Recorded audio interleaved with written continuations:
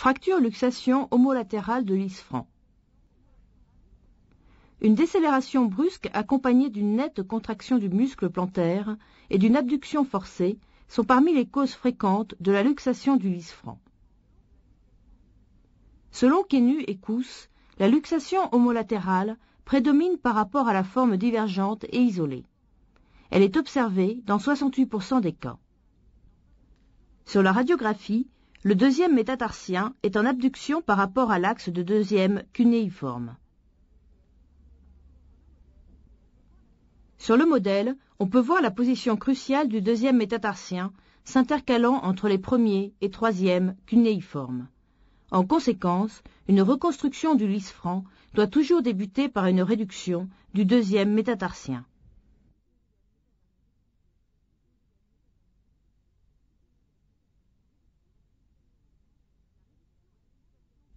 La réduction et fixation transarticulaire de la base du deuxième métatarsien se fera par une incision médiane sur le dos du pied.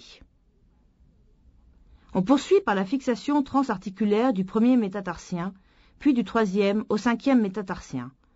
Une vis corticale de 3,5 mm sert de vis de positionnement après une dissection, supériorité stricte et rétraction alternée des tissus mous.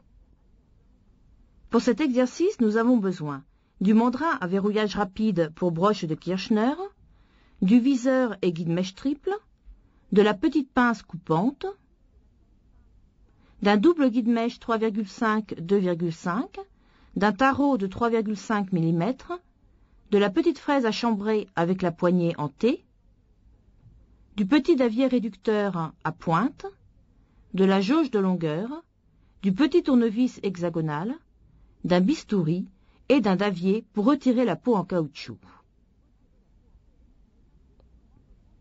Il est facile de se rendre compte du mécanisme de la fracture-luxation homolatérale de l'isfranc en examinant une préparation anatomique. Une abduction extrême et une hyperflexion forcée de l'avant-pied provoquent une luxation dorsolatérale des métatarsiens et par conséquent une instabilité de l'ensemble du lisfranc.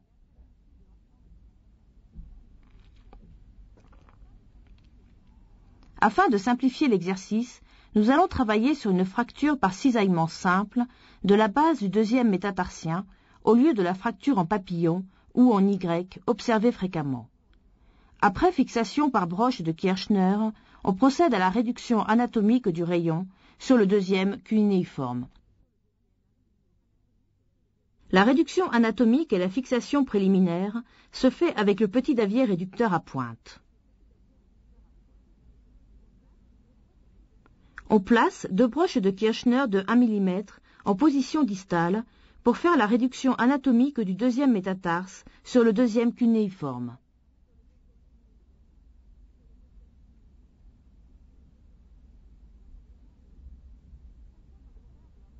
Fixation temporaire de la réduction avec une broche de Kirchner filetée de 1,6 mm en position latérale.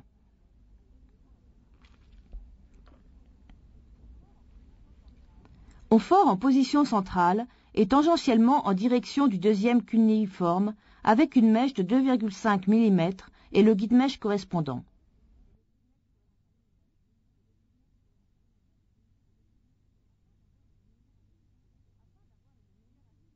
Afin d'avoir une meilleure assise pour la tête de vis, on utilise la fraise à chambrer.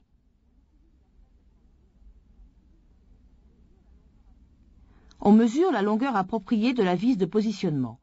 Lorsque le trou est foré correctement, il faut une vis de 30 à 40 mm de longueur.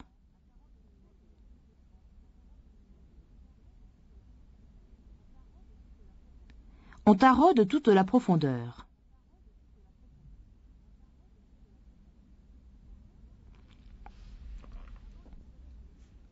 Avant d'insérer une vis à corticale de 3,5 mm, mesurant 36 cm de long, comme vis de positionnement.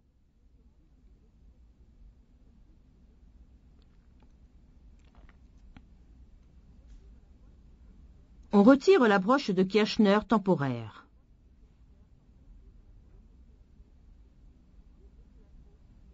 On coupe sous la peau les deux autres broches de Kirchner 1 mm.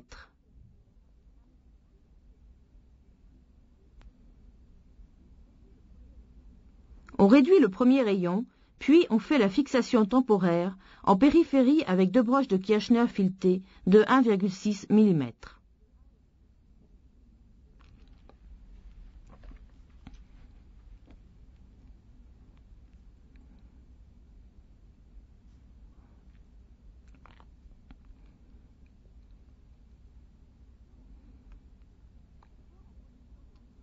On fore en position centrale et tangentiellement le long de l'axe longitudinal du deuxième cunéiforme. On fraise, on mesure la profondeur et on taraude avant d'insérer la vis de positionnement longue de 46 mm.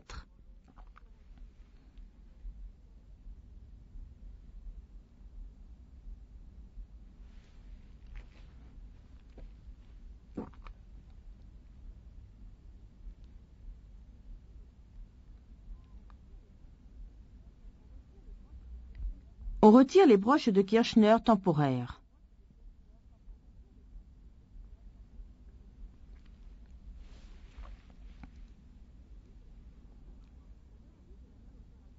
On réalise la même opération au niveau du 3e métatarsien sur le 3e cunéiforme. On insère la broche de fixation temporaire, on fore, on fraise et on mesure la profondeur avant d'insérer la vis de positionnement de 3,5 mm.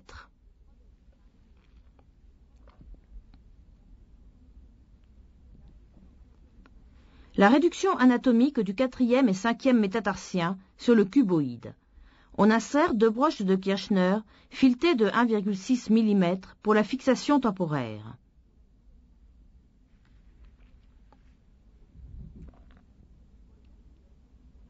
Pour le 4e, on insère également une vis de positionnement de 3,5 mm le long de l'axe longitudinal du métatarse.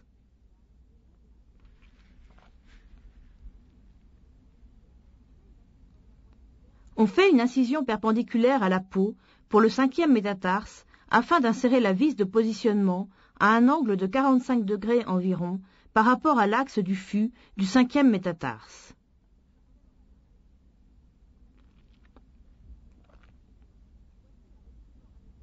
Voici la réduction anatomique et la stabilisation de l'ensemble des articulations de l'isfranc.